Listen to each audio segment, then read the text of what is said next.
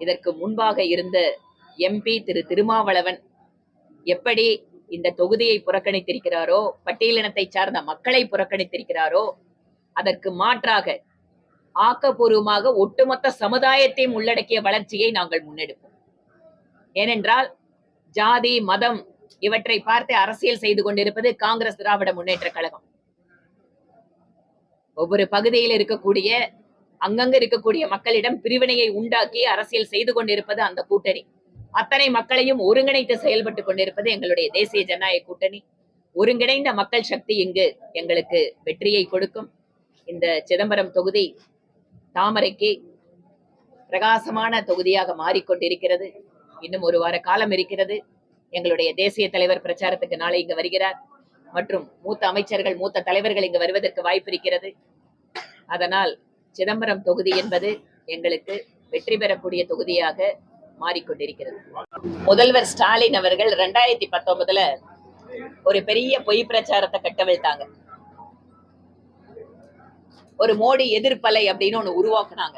ஏனென்றால் அவர்களுக்கு இருக்கக்கூடிய பணபலம், அவர்களுக்கு இருக்கக்கூடிய மீடியா பலம், இதையெல்லாம் வச்சு மோடி எதிர்ப்பு அப்படிங்கிறத 2019 அறுவடை பண்ணாங்க.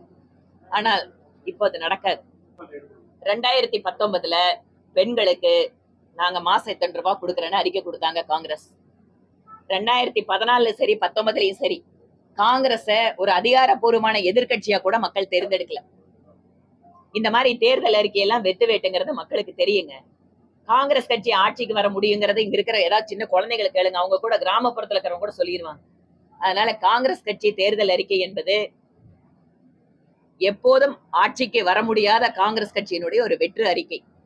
இன்று காங்கிரஸ் கட்சி ஒரு தேசிய கட்சி அப்படிங்கிற சிந்தனையில் இருந்து முழுவதுமாக மாறி பிரிவினைவாத கட்சிகள், உங்கங்க இருக்கின்ற பிராந்திய உணர்வுகளை தூண்டிவிடக்கூடிய கட்சிகளுடைய தேர்தல் அறிக்கை போல இன்னைக்கு காங்கிரஸ் கட்சி தேர்தல் அறிக்கை இருக்கு.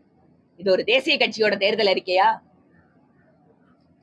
தமிழ்நாட்டுல கூட்டணியில கொஞ்சம் ஒட்டிட்டு ஏதாவது கொஞ்சம் சீட்டை வாங்கணும் அப்படிங்கிறதுக்காக திராவிட இயக்கங்கள் பேசுகின்ற பிரிவினையை காங்கிரஸ் மாதிரியான தேசிய இயக்கங்கள் பேச ஆரம்பித்திருப்பது இந்த நாட்டினுடைய ஒற்றுமைக்கு எதிரானது.